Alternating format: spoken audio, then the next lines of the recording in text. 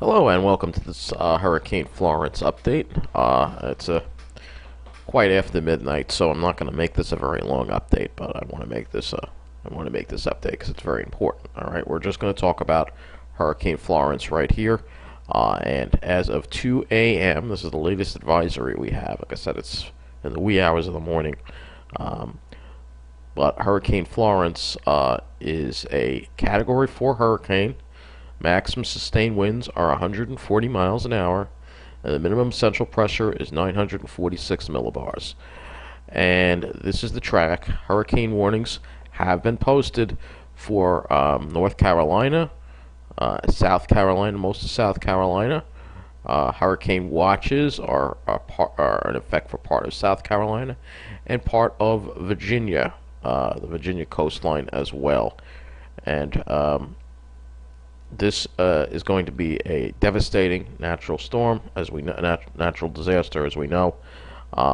And here is again the latest advisory, and its movement is west-northwest at 17 miles an hour. Maximum sustained wind 140 miles an hour. And we'll read to you the advisory right now. Well, I'm not going to read to you the advisory. I want to make this a very brief update because it's very late. Unfortunately, I had fallen asleep before I got a chance to do this update. But I wanted to do it for you.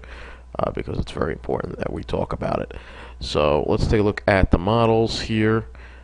We are going to change this region here to the eastern U.S. And we're going to now take a look at the GFS, the 10Z GFS. So we're going to look at this. There's Florence. And, oh yeah, before I get to that, I almost forgot. I do apologize. Kind of half awake. Let's take a look at the satellite imagery. Here it is, folks. This is Florence. And look at that.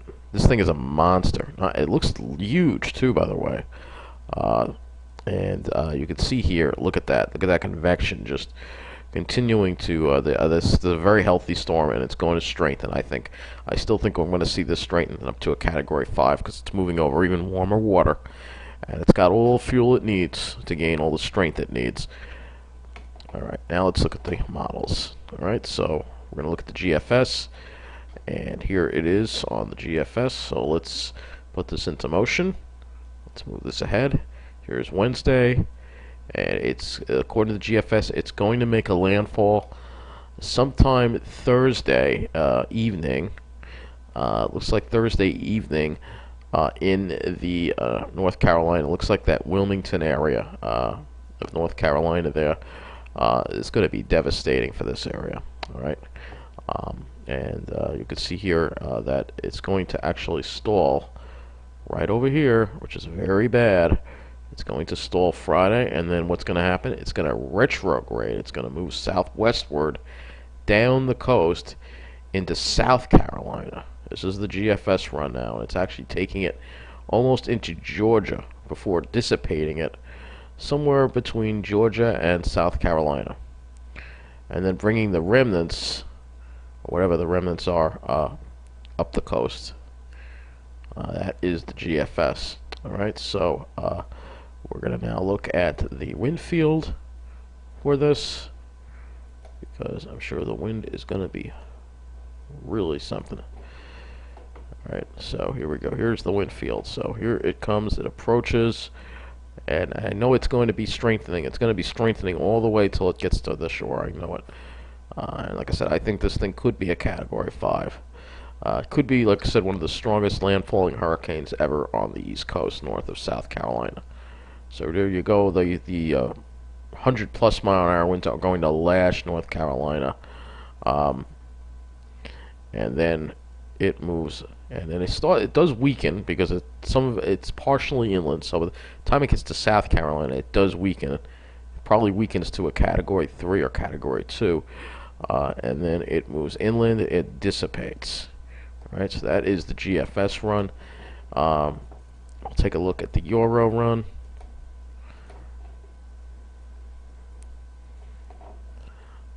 Alright, so here's the Euro run. Here it comes Thursday. It looks like the timing. It looks like there's an agreement on Thursday evening on landfall. So the models are starting to agree now as to where this thing is going to make landfall. This is the area right here that's going to get hammered. Generally, the whole North Carolina coast is probably going to get the worst of it. From Wilmington up to the Outer Banks are probably going to see some bad conditions too, but Wilmington probably going to be ground zero. And then it winds up getting pushed southwestward along the coast and then inland back for another. Actually, the Euro takes it a little more out to sea, which means it could be a little stronger, and then it makes it landfall again somewhere in South Carolina and then into Georgia. So that is the Euro. That will conclude this weather update. I do want to keep it brief, but I'll have a better one for you later on today. Either in the midday or the afternoon. Hopefully, I'll be able to do a couple more because this storm here is definitely something to watch and probably something for the record books. That's going to be it. Take care. Thank you for watching.